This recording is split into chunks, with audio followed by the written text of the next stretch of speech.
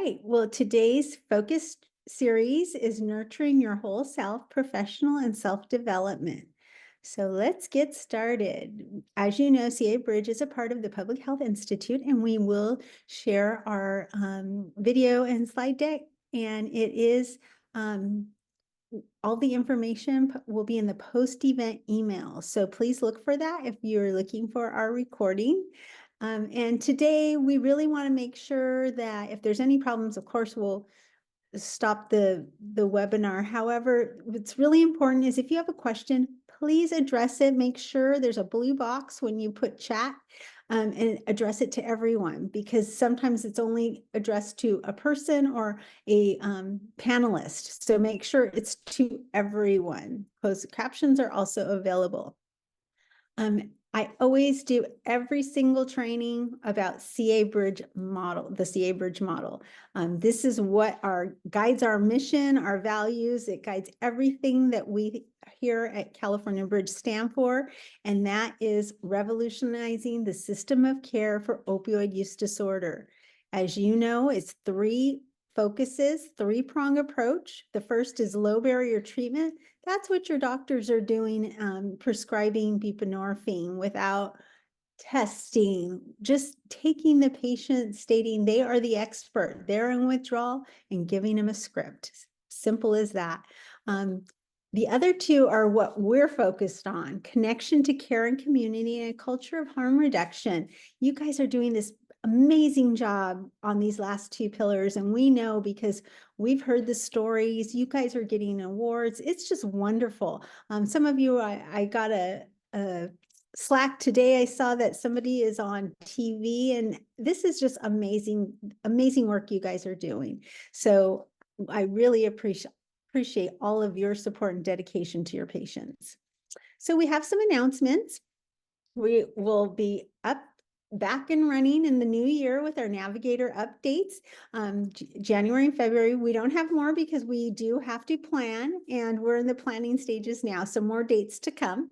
Same with our Navigator Focus Series. We will be having January and February. In January, we're going to have our special speaker, Dr. Nola Visi. If you've seen her, we've had her in the past. She talks about racial equity and improving access to care. And if you haven't heard from her, she's amazing. I can hear her for hours. Other announcements are our Navigator November spotlights. We had Deborah Agu Tabor, Emerson McGee, Katie, and Genevieve Lopez. So we're really excited to honor and highlight these wonderful navigators. So these are our objectives today. If you are going to do your evaluation for your CEUs, we will be giving them for our CCAP, peer support, and CHW certification. Unfortunately, or CADAP. CCAP does not allow self-care to give CEUs, so I apologize, but you can get a certificate of attendance. So why is personal development important? Well, basically, it can mean many things to everybody, right? So before we get started, tell me why you think it is important. Is it important? Tell me in the chat. I want to hear, do you feel that personal development is worth it?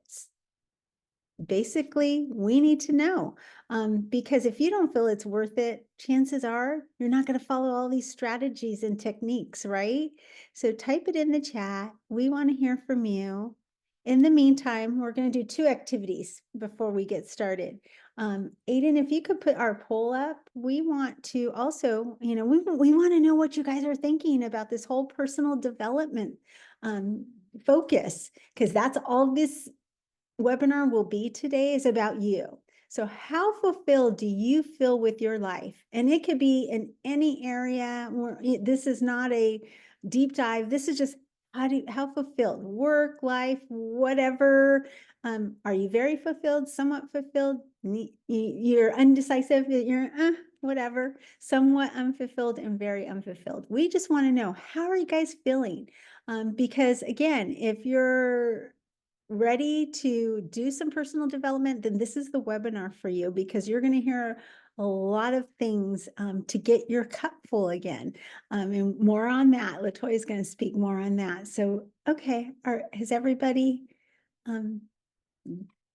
completed the poll? I hope. All right, we'll give it another minute, you guys. What do you think? Yeah? Okay. All right, let's close it down and see our results.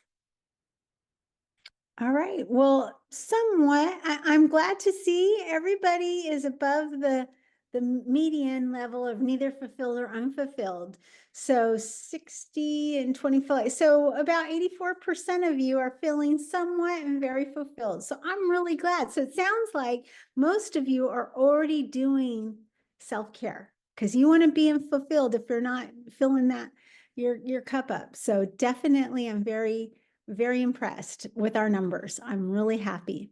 Robbie says personal development is helping others where I once struggled. That is amazing. I love that statement.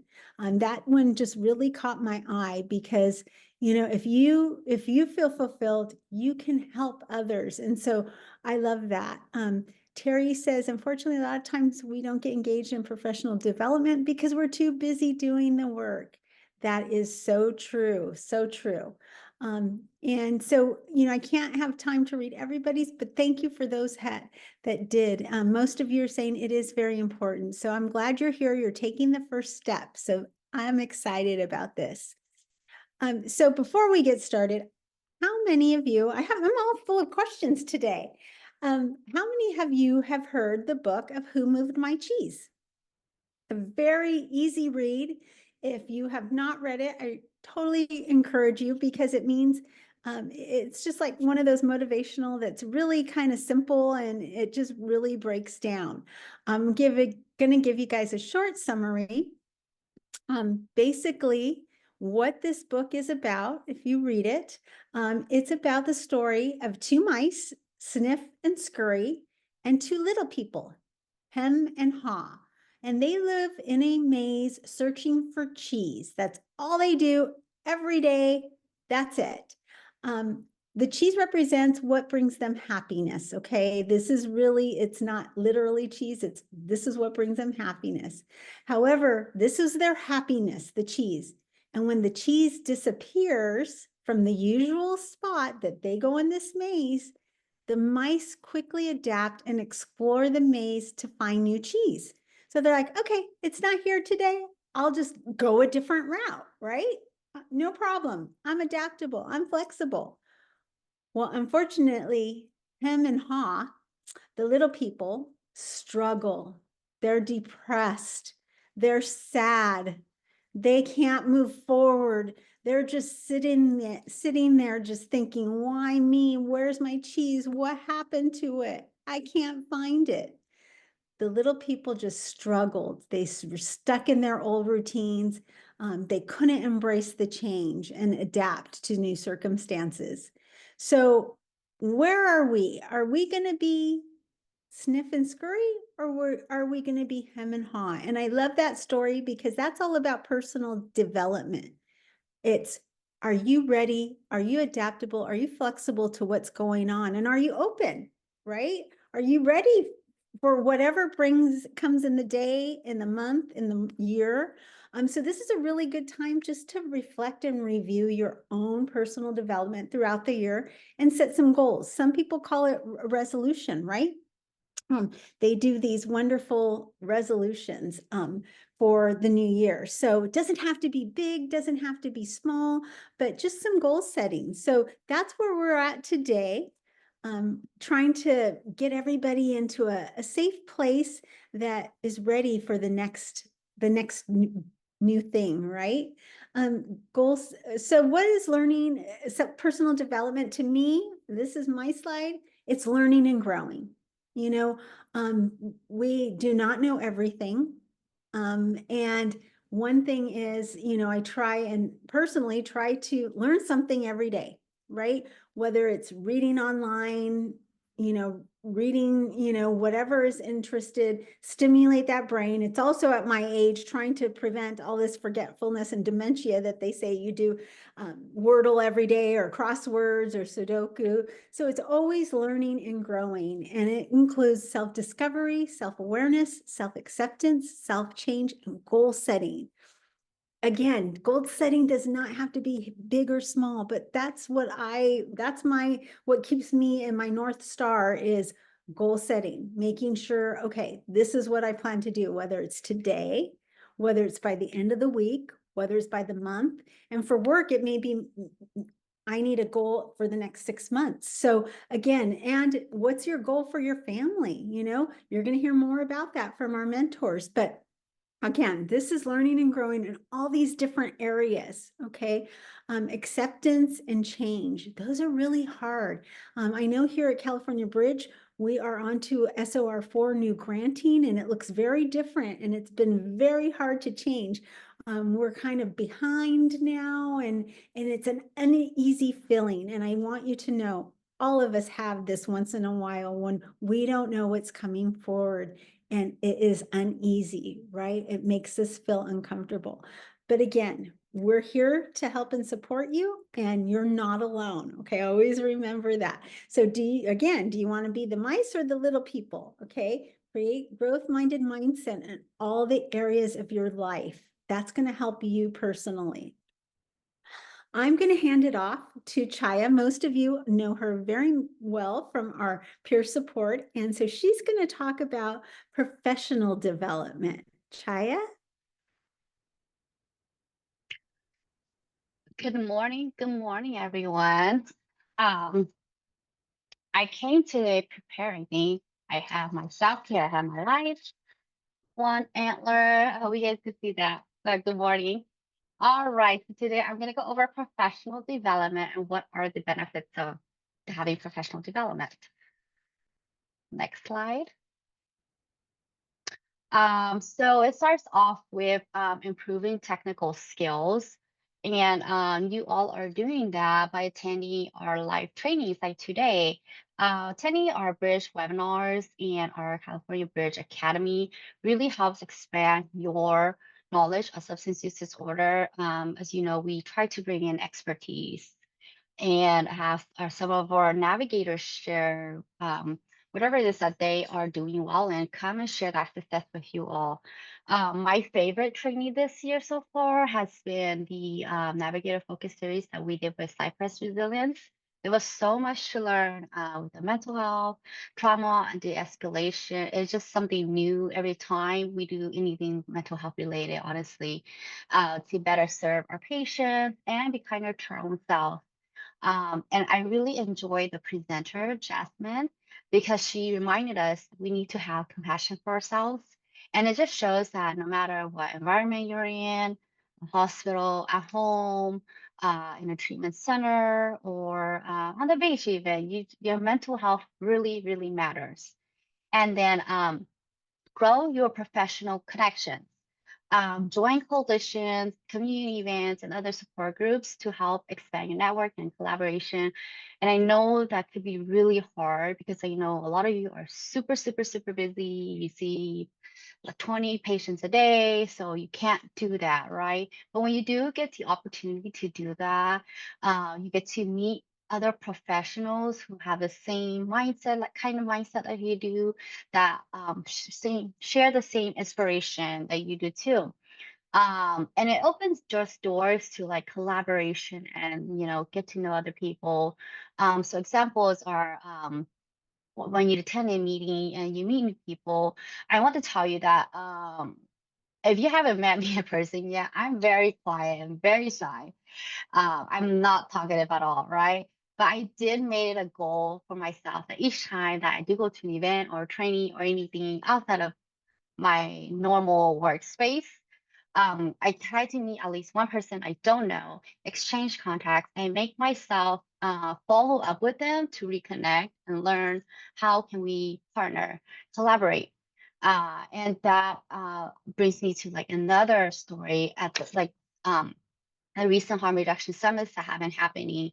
And we're gonna keep talking about the harm reduction summits because they're happening statewide. So it's a great opportunity for networking, and you get to meet your community partners.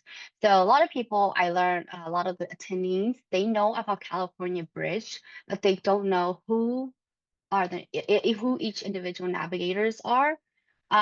So when the navigators, when you guys go and attend these meetings, go with your peers, but don't just like hang out with your peers. Go and connect with other resources are there, other people that are there. They had this really great exercise for us that made us to help us start those conversations. It was called bingo. Find someone who has the same color, same favorite color as you, or same birthday month as you, and just start those conversations that way. And I had the opportunity to reconnect during the last summit with an old friend. I said friend, but not friend, that I had met 5 years ago. And now he's a state director for some kind of program. And I was like, wow, I work for California Bridge. We also do statewide technical assistance. Like, let's exchange our contacts again and see how we can help each other. And I don't know how it is for everyone else, but I love seeing how people grow professionally from day one to now. So just having that reunion again was just great. And it's just another like professional relationship that I can use on my as a reference for resource. And then, so keep in mind upcoming POM meetings or harm reduction summits. If you can attend it, please attend it, because there are such great opportunities to increase your motivation, and it just makes you want to do your work better. Next slide. So here I'm going to talk about some certifications for substance use navigation. Might be a review for some of you, but so we have our community health worker CHW certification. At this very moment, we're offering the free certification to our navigators that are affiliated with California Bridge. Um, there are, if you are a substance use counselor or we are looking into that, like CADAP or CCAP, start off by doing registration and then work towards your certification. And then you can get your CEUs by coming to our trainings. Become a peer support specialist, especially if you have some kind of live experience yourself, family member, someone close to you that you can relate to. This is a great way to also get a certification. And then the mental health first aid certification. I kind of talked about that a little bit about with Cypress Resilience. The last 2 years, we have been able to get those trainings for free, and that certificate lasts for 3 years. And it's just great to learn how to better support someone who is experiencing substance use and or both mental health too. So keep in mind that many certifications may cost some kind of money, and they do require CEUs for renewals. Except so remember that our trainings, our academy are free to you for you all to come to attend and get those free CEUs. And then next slide. So this next slide here, oh, and then this link here will go to, if you scan this QR code, it will go to our CHW certification guide. Definitely review it. You never know, you may be able to apply for it. So it doesn't hurt to review it. Resources for professional development. It's great to belong to any professional organization, but like I say, there may be a fee or whatnot. But the cool thing is that they do offer some free monthly newsletters, subscriptions. It's a great way to get event updates, information on substance use related from stuff, um, such as the Harm Reduction Coalition, NADAC, which is National Association for Alcoholism and Drug Abuse Counselors, the California Association for CHW workers. They have some really cool stuff on there. I've seen they post job openings, opportunities throughout California on their different organizations, and they have webinars all the time too. A peer support association, and then again, Cypress Resilience Project. These are all great organizations to be a part of and get information from. Next slide. So that is it for me for now. I'm gonna pass it off to Latoya to take over for the next part. Thank you. All right. Thank you, Chaya.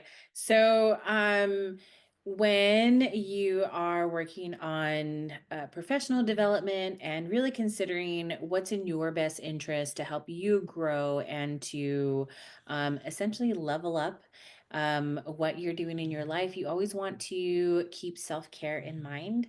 And so I am going to talk about self-care next. Um, why? So first of all, why is self-care important to your well-being? That can be a little bit of a loaded question, but honestly, it's really pretty simple because self-care is like self-care can impact every aspect of your life. It can impact so many things, including, you know, your sleep. It could impact your energy. Self-care can impact your relationships, your productivity, even the patience or the level of patience that you have with other people. It could impact your health, so many different aspects of your whole person and your well-being could be impacted, um, by self-care, either good or bad. And so when we're thinking about self-care, we want to understand that self-care is taking a genuine interest in you, in yourself, because you matter too. So many of you are in this kind of helping industry where everything you do surrounds helping others, right? And so it's important that you help yourself as well and that you remember how much you matter and how important your care is. So one additional thing is that self-care can look different for each individual person. My self-care can look entirely different from Chaia's and from Tommy and Sherry and you. So things like our race, our ethnicity, our gender, our religion, like so many things can really make a difference on like how we identify and what that self-care might look like and what it actually means to us individually. So just understand that self-care can look different. But when you have healthy and good self-care, you typically would see lower stress levels. I said relationships could be impacted, so you might see happier relationships. You might have improved sleep, an improved or higher self-esteem. Um, Definitely lower risk for overall health concerns, which could be, diabetes, heart disease, stroke, things like that. And you could overall be happier when self-care is taken into account and when you are, putting self-care kind of at the forefront. Next slide, please.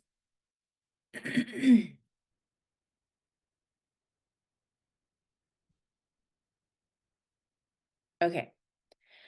So when self-care is needed, we tend to see some signs. And some of those signs, I can honestly say I am guilty of it. Some of you might also be guilty of ignoring those signs. Some of us may not even know what all of those signs are. So I'm going to tell you what those signs could be that indicate you might be in need of some self-care. So some of the physical signs that you might see are fatigue. You might have some muscle tension, especially here, like in your shoulders and like up towards your neck. You might have kind of pain and tense, or headaches can be associated with physical signs of needing self-care. You could have changes in your appetite. That could be an increase in your appetite, a decrease in your appetite, or the things that you're wanting to eat could change. You could go from having lots of vegetables to suddenly eating lots of fast food stuff that doesn't typically have a lot of vegetables, let's be honest. Um, not the ones around me anyway. Um, you could experience some, kind of digestive upsets like nausea, um, and other things like that. So your body could, be giving you an indication of, in our stomach, we're not doing very well.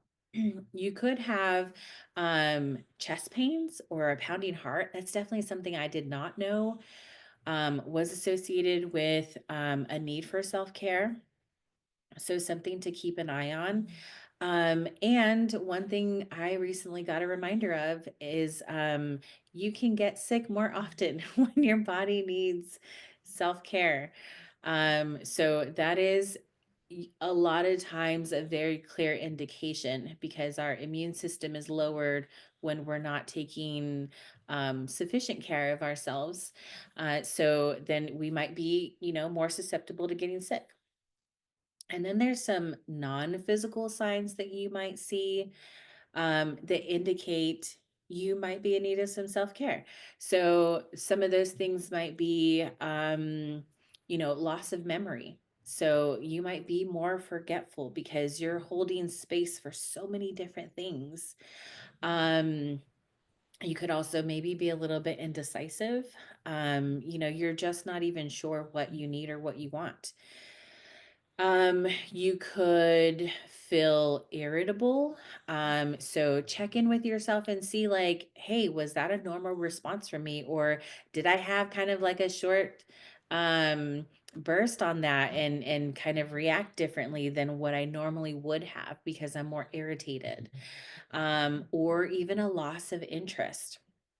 You could, suddenly not be very interested in the things that you were, or kind of like, ugh, I don't really care about that right now, as opposed to before you did. So that could be an indication. Thinking negatively. So again, with kind of along the same lines of like, ugh, I don't really care about that anymore. Um, or maybe start to kind of have that like, oh, you're back again, like, or this again, kind of having that negative thinking, or a loss of hope. Not having that usual. Most helpers are a lot of times pretty positive and motivational, and are like quick with the inspiration, and maybe you're losing some of that, which is a little bit of a loss of hope. Feeling overwhelmed and easily frustrated is also definitely a part of it. And then so there's a few more, you can read them, but these are some physical and non-physical signs that you can notice when you are in need of self-care. Next slide. Okay. So, what is not self-care? And you can feel free to drop some comments in the chat. I welcome them. But I'm going to go ahead and explain what I have here on the slide. So, self-care is definitely and absolutely, and I'm going to say this with conviction. Self-care is not a sign of weakness. Some people think that, you know, self-care is admitting that I'm not strong enough, or that I need help or something, and it's not a sign of weakness. Self-care is not emotional care only. I just went through the physical and non-physical signs of self-care that could be needed. And so understand that self-care is taking care of the physical self as well, not just the emotional self. Okay. Um, and so another super important thing is self-care is not something to keep secret.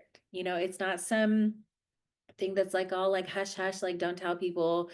No, like tell everybody, share it. Let's normalize self-care because it is so important, especially for helpers like yourselves. It is so important to normalize self-care, and it's, you know, not something to keep quiet about or, you know, hide in the corner or something. And then self-care is not the same for everyone. I've already kind of said this, and I want to reiterate that self-care is can be different for each individual person, and there's a variety of reasons why that would be, but it's definitely not the same for everyone. So reiterating, what works for me may not work for you, and vice versa. I'll take a moment here to share a quick story. Years ago, I used to work at Home Depot, and when the plants in the garden area are dying, um, you have to take them all and throw them in this ginormous trash compactors. Trash compactor is huge. So you got to like chuck those plants in there. And for some reason, I can't exactly tell you why. But for some reason, throwing all of those plants in there, they were dead, so I wasn't killing live plants, but throwing all of those plants in there was cathartic to me for some reason. Um, so that might not be to you. Or maybe you are kindred spirit and you're like, hey, that's something I would like. But nonetheless, self-care is not the same for everyone. It can definitely be different. Um, and then finally, self-care is not only for some people, it's for everyone, all of you here and people who are not here, um, attending this webinar. Self-care is for everyone. Okay. All right. Next slide. So when we're talking about self-care, um, I really want to, you know, touch bases on um, the dimensions of self-care. So there is a little bit of, excuse me, there's a little bit of kind of debate over which dimensions are most important. Some say all 8, some say top 3, top 5, whatever. I'm going to highlight specifically the 4 that really have to do with a large range of things for us. So, but all of these are different dimensions of self-care. All of them are important. All of the self-care dimensions are essentially flexible. You can um, you know, pay a little or focus a little bit more attention in one area than another and kind of switch that off. We had a great conversation in our Navigator update about this with the 4 burner theory, and whether or not work-life balance really exists. Um, and that balance can actually exist, and it's going to look a little bit different for each individual person. So when we're talking about the physical dimension of self-care, we're including things like exercise, diseases or disease prevention, taking care of your body, including your workstation. Like, is your workstation ergonomic to you, or is it causing any kind of physical harm? Mental health is the emotional and psychological and also social well-being. So mental health encompasses a few other dimensions within itself, which is pretty cool. For emotional well-being, it is the ability to adapt to change. So kind of earlier, what Sherry was saying about the who moved my cheese story. So being able to adapt to change, and then those stressors, and being able to kind of essentially get through and navigate difficult times. And then spiritual is really, it does not have to be associated with religion when we think about spirituality and the spiritual dimension of self-care. But spiritual is more of like what your specific purpose or defined value and meaning in life is. So again, that could look different for each individual person. You get to decide what that means to you. I cannot tell you. Nobody can tell you. But it could be related to religion. It definitely could not be related to religion. It's whatever it is that you see fit for yourself. And when we are, kind of thinking about all these dimensions of self-care and, what it means to really take care of ourselves across these dimensions, I want to point out a couple of things that could fall within this. I mentioned a few before. So it could be little things like taking regular short breaks, advocating for your needs. So like being able to kind of speak up and say like, this is what I need. Finding a mentor can really be part of that self-care.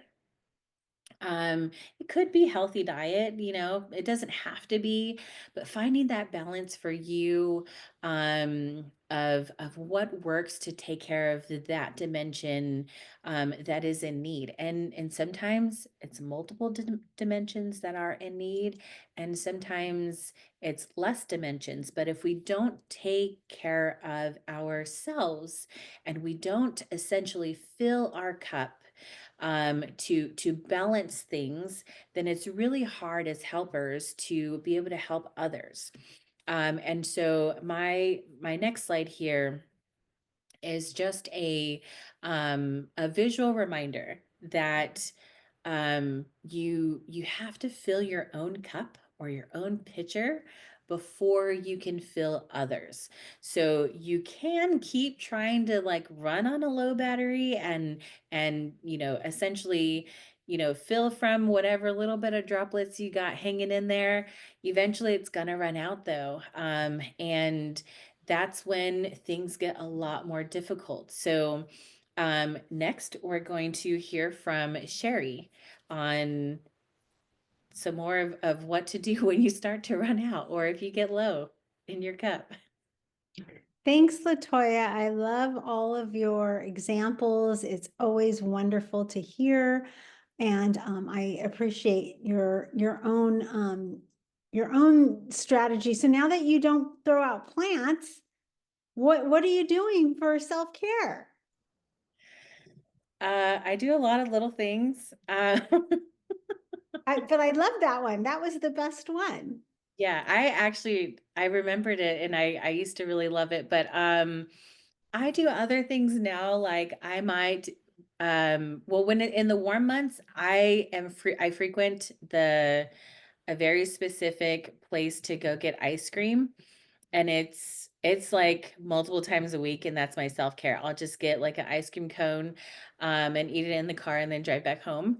I like to take an extra day off during a weekday from work just so I can either veg out with nobody else home or go to a doctor appointment or something. So I try to find little things like that to do. Thank you. Thank you for sharing. I love that. My go-to self-care is I love baking. And so if you went to the LA County Pod, you got a cookie because I baked. So definitely this is my season and I love to bake. So we're gonna go back to identifying burnout. And I did put a title, but I think it was removed because I want to say, check yourself before you wreck yourself, right? How do I know if I'm heading down the steep slope? How do I identify if I have burnout, if I'm, going down some, crisis situation? Well, there's tools and you can pass these on. They're very simple, very easy. I went to each one of these sites myself and took it, and I'll share my result that I was not, I did not need further assistance. And it doesn't tell you you're bad. It'll tell you what you can do. And it's basically the things that Latoya and Chayo have already presented. It tells you what to work on your professional, work on your, whatever, work on, like, one of the suggestion was take some time. Take some time, like Latoya said, for yourself. What do you do? So these are the 3 tools that I used. It was Stanford has a whole toolkit and evaluates your well-being on all types of different factors. And I'm going to deep dive into that in a few seconds here. There's called My Best Self 101. This tool is just evaluates your current level of well-being and helps you give strategies of where to improve your well-being. For some of them, it's sleep, right? Psychology Today has a self-esteem test to optimize well-being. Balance self-worth is important. A lot of us, have lived experience or in recovery, and this is really important to make sure that you can identify it in yourself. All right, so we're going to put the links for all these tools. They've been vetted. They're great resources, you guys. So as we deep dive into Stanford's tool, there is 3 different surveys. The first one is professional fulfillment. How true do you feel the following statements about you during the past 2 weeks? And this is in the presence right now. So, when you're not feeling well or something's going on and you're stressed and you're having physical manifestations, do a really quick survey. It's eye-opening, right? Do you feel happy at work, just in general? So very simple questions. Like I said, these are all the questions, very quick. All right. Work is meaningful. I'm contributing. All of these things are parts of how you keep fulfilled in your professional development. The next is the burnout survey. Like I said, sometimes I can just go into a hospital and I only talk, or I can even look at somebody and it's like, oh, they are burned out just by the way they're nonverbal, right? But if you're just totally oblivious, you don't know any symptoms, this is a great tool. And again, very simple questions. One of them is empathetic with my patients. How many have you seen this in their hospital EDs? That ED staff is less empathetic. And it's not because they're mean people, they're bad people, they're just burnt out. There's lots of things going in the emergency room. And so, everybody, as Chaya and Latoya have said, there's not one way to cope.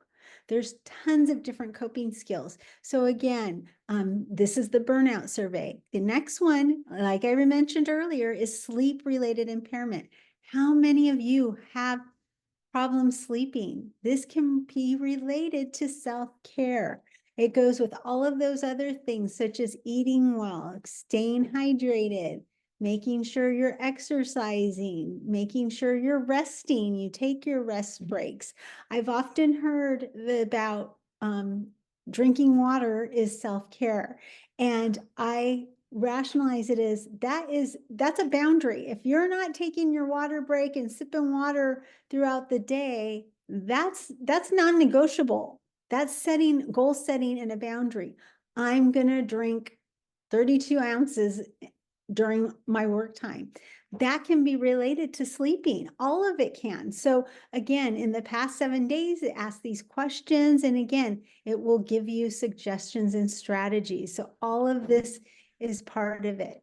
We love to hear from our mentors. And today we have Tommy, who is going to share some self-care strategies. And tell us his experience with self-care. Tommy? Hello, everybody. Well, just sitting here listening to everything. It's so cool. I've, I've been a counselor for 20 years now, and I was an addict for 30 years of my life, and been around a long time. And I've learned one thing, and what I share with my clients and patients is that you take care of your mental health first. So I try to take care of my mental health first, which is really hard for me.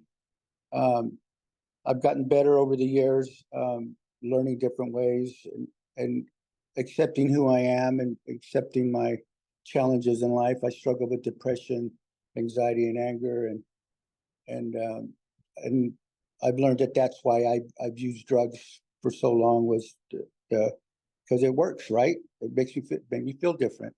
But when you take that away, now I have to deal with the depression, anxiety, and anger without getting myself in trouble or doing things, hurting people and other things. So what I've learned and what I do, I still struggle with them, but I've learned tools. I eat well. I try to eat well. Once in a while, I'll mess up and eat a piece of cake or a pie or drink a soda pop, but not very often. I really watch my calories, my protein. That helps with my balance. That helps with my mood. I've learned, and I exercise 3 or 4 times a week, but hard. It's not like going to the gym and get on the treadmill, and leave. It's like I go there to put a heart monitor on, and I burn 800 calories in an hour with my heart rate up. I got a heart rate monitor. I mean, I exercise hard, and I've learned to do these things. I feel better when I leave. I get in the spa, um, sauna, things like that. I still struggle. Um, we have challenges in life, and I have not only life challenges, in my own mind, but then work challenges. We have managers and we have supervisors and we have coworkers that it just seems like sometimes it seems like, man, what the hell's going on in this world, and I'm getting close to 67 years old. I'm thinking about retiring here. I want to retire, but working my whole life, it's kind of like I have to, now I'm working on my mindset to prepare myself for this retirement. What am I going to do not working? Am I going to work part-time? So for me, it's a lot of self-care. I really have to take care of myself. I'm learning to slow down now, let go of more things. Always have 100 projects going on. Now I only have like 90. So I'm learning to slow down on projects at my age. In my mind, I feel like I'm 30 years old, but I'm not, I'm going to be 67. So so it's really a challenge for me, but I'm learning to let things go. Things don't matter a whole lot. You just take care of yourself. And like I tell my patients, if you don't take care of your mental health first, man, you're screwed. And if you don't take care of your physical health second, you're screwed. But those two things you take care of in life, you got a good chance of making it. I know elderly people at my age now, I worry about falling and hurting myself or breaking something. So when I work out, I'm doing a lot of balance stuff, a lot of leg strength stuff. So take care of myself. So what I'm trying to say here is know who you are and what you're doing, what your challenges are physically and mentally, and don't be ashamed of it. And stand up and face it and reach out. I have mentors that I reach out. I have 4 or 5 mentors that I call almost daily. I'm not going to lie to you. Almost daily, we speak 10, 15 minutes, sometimes 5 minutes. That helps me out a lot. And if I have to see a therapist once in a while, hey, I'm not ashamed to call one up and spend an hour with them and share with them and vent, and life is good. And I try to stay happy as much as I can. Like when I was in my addiction, and I tell people, I'd rather have uh, 25 good days and 5 shitty days than 28 shitty days and 5 good days, right? We're going to have bad days, but I'd rather have less bad days than good days. Well, thank you for listening. I hope I didn't talk too much. I'll pass it on to Chaya.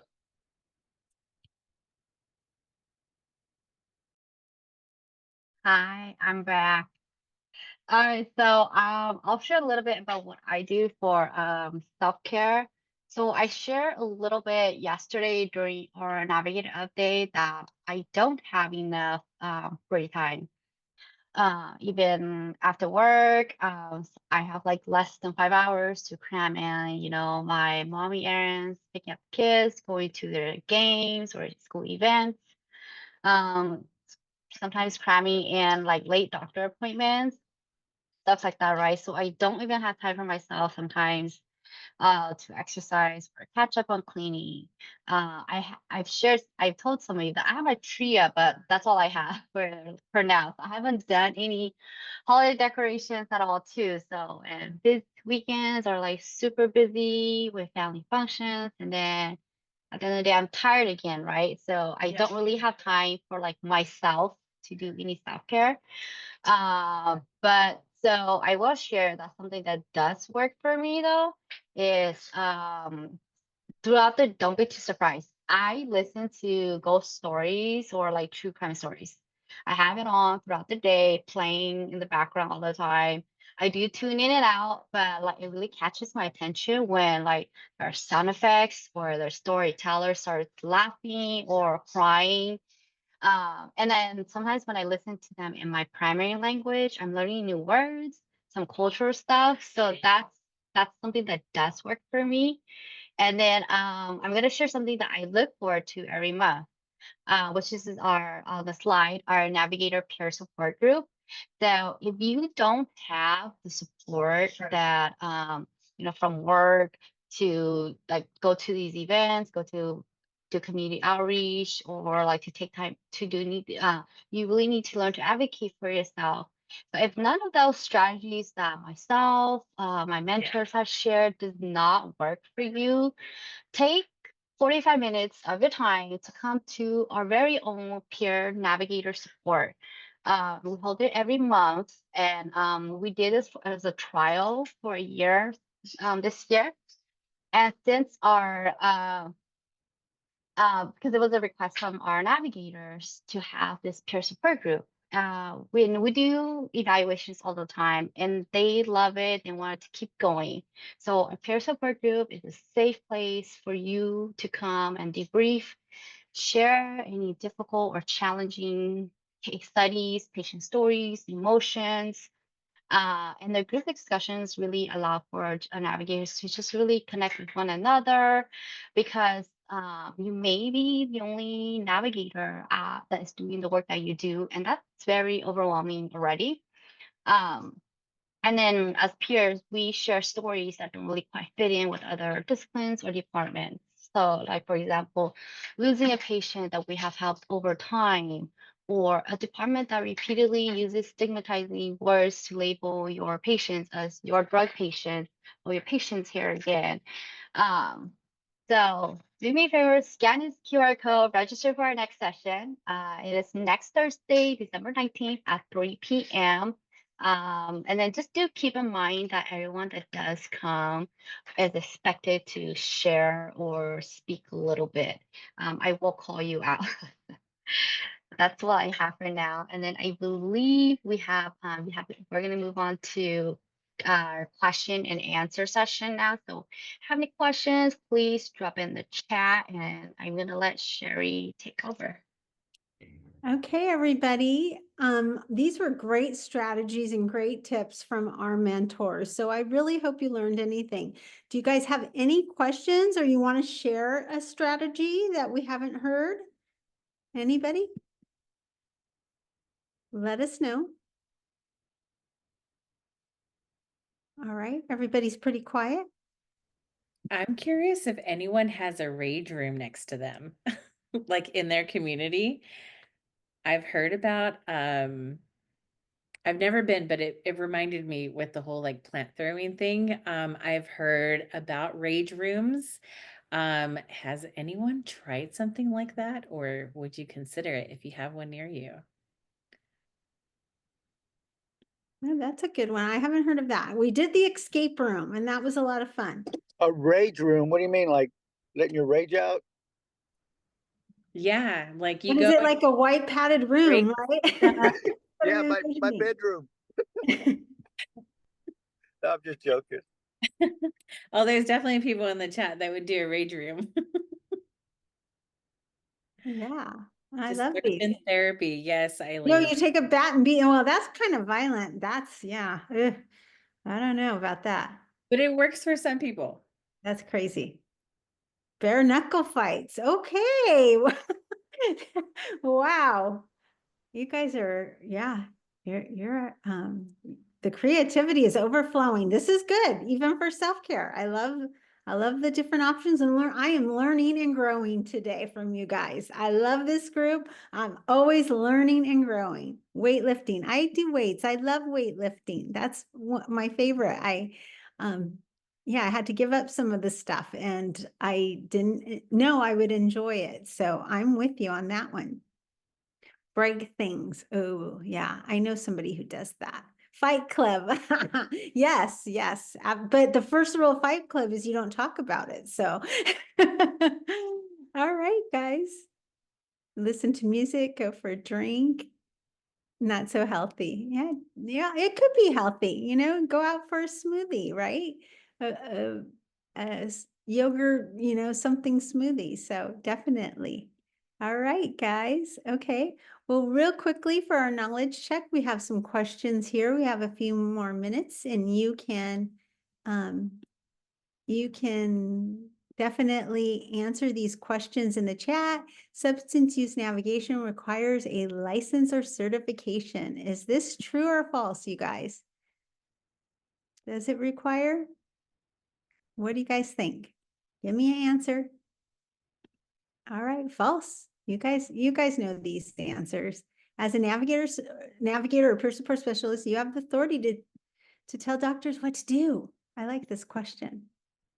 Yeah, not true. Though we do offer some of our protocols, right? Definitely. Okay, number 3, increasing your own visibility will help increase your program's impact. True. All right, you guys are getting this. Signs of burnout include negative or a sense of feeling hopeless. True. Yes. Yeah, that negativity, it spreads like a cancer. You guys remember that. So just walk away. Just stop. Venting is very different than negativity. Somebody telling you, I had a, this situation, I need to talk to somebody. Okay, that is not negativity. That is somebody who is having a moment and needs to decompress. Okay, negativity is somebody telling you this. They always have a problem, no matter when you talk to them, constantly. And if you offer advice or solutions, they don't want to hear that. There's another problem then, right? So that negativity, if you're not there, don't listen to it. All right, setting boundaries can reduce stress, such as taking a day off. We talked about this. Yes, this is true. Setting boundaries, you guys. And like I said, if you have learned anything today, set the boundary, you're going to drink water. Okay.